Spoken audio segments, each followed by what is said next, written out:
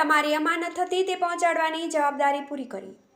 કામરેજના સેવણી ગામના સહકારી આગેવાન કિશન પટેલ 4 મહિના પહેલા પત્ની અને પુત્ર સાથે 4 મહિના અગાઉ દુબઈ પ્રવાસે ગયા હતા, જ્યાં પત્નીનું સોનાનું બ્રેસલેટ ખોવાઈ ગયું હતું, જે 4.5 માસે મળતા મૂળ પાકિસ્તાની ટેક્સી ડ્રાઈવરે પરિવારનો સંપર્ક કરીને 1.90 લાખનું બ્રેસલેટ પરત કરીને માનવતાનું ઉત્તમ ઉદાહરણ પૂરું પાડ્યું છે।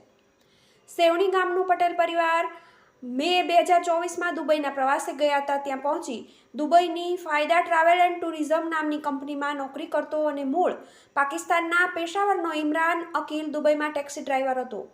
કિશન પટેલનો પરિવાર તેની ટેક્સીમાં મુસાફરી માટે ઉપયોગ કરતો હતો। તારીખ 15મી મે 2024ના દિવસે પલ્લવીબેન પટેલના હાથમાં પહેરેલું અસલ સોનાનું હીરાજડિત બ્રેસલેટ મુસાફરી દરમિયાન અજાણતામાં ક્યાંય પડી ગયું હતું, જેથી કિશન પટેલે પત્નીના ગુમ બ્રેસલેટ વિશે ટેક્સી ડ્રાઈવર ઇમરાન અકીલને પણ વાત કરી હતી।